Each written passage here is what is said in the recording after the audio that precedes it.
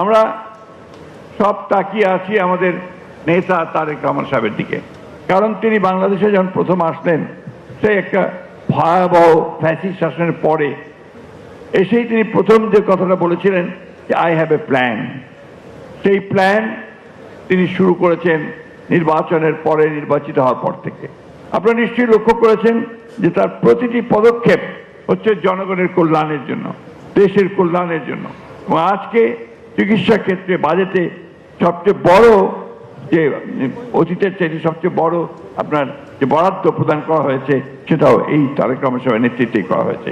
আমরা আশা করছি যে আগামী 5 বছরে চিকিৎসা ক্ষেত্রে যে বরাদ্দ, সেই বরাদ্দ জিডিপির প্রায় 5% গিয়ে পৌঁছাবেন তিনি ঘোষণা দিয়েছেন। আমাদের সবসময় একটা কথা মনে রাখতে হবে যে আপনারা নিশ্চয়ই খেয়াল করেছেন যে এটা বোধহয় ভবিতব্য, আমার কাছে মনে হয় এটা বোধহয় নিয়তির মতো। কোটি মানুষের আস্থায় পাইপের বস আরএফএল পাইপ।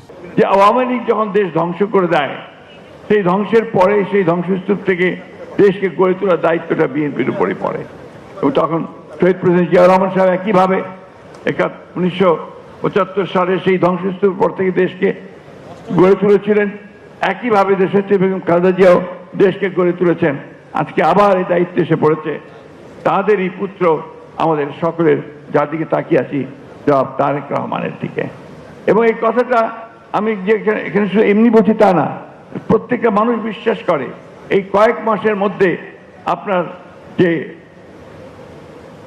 চলাচল, আপনার যে অ্যাটিটিউড, আপনি জনগণের সামনে যে জিনিসটা তুলে ধরতে পেরেছেন, যে অত্যন্ত সরলতার সঙ্গে, সহজের সঙ্গে, অত্যন্ত আপনার মিতব্যয়িতার সঙ্গে কিভাবে চলতে হয়, কিভাবে এগোতে হয়, সে জিনিসটা আপনি তুলে ধরতে সক্ষম হয়েছেন।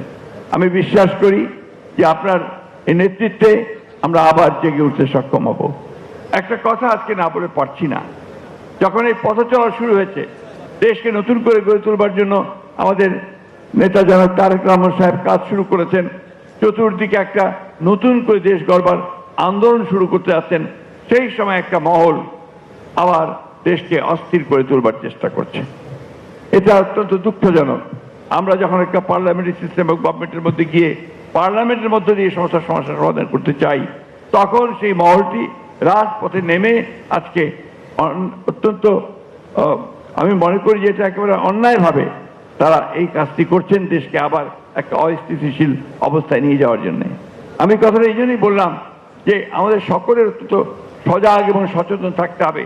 আমরা অতীতেও দেখেছি যখনই দেশ উপরে উঠতে থাকে তখনই একটা মহল জাতীয় আন্তর্জাতিক চক্রান্তের মধ্যে দিয়ে আবার সেটাকে পেছনে ফিরে দেয়।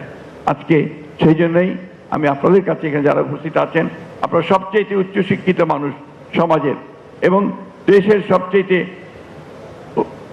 গুরুত্বপূর্ণ জায়গায় আপনারা কাজ করছেন, সেই আপনাদেরকে আজকে এই কথাগুলো জনগণের মধ্যেও ছড়াতে হবে, জনগণের মধ্যে প্রচার করতে হবে যে দেশে এখন যেটা দরকার স্থিতিশীলতা, রাজনৈতিক স্থিতিশীলতা এবং যারা আমাদের প্রধানমন্ত্রী তারেক রহমানের নেতৃত্বে একটা বাংলাদেশ, যে বাংলাদেশে আমরা নতুন করে একটা উন্নয়ন, মানবিক মর্যাদা এবং সাম্যের আমরা একটা রাষ্ট্র গড়ে তুলতে চাই, সমাজ গড়ে তুলতে চাই।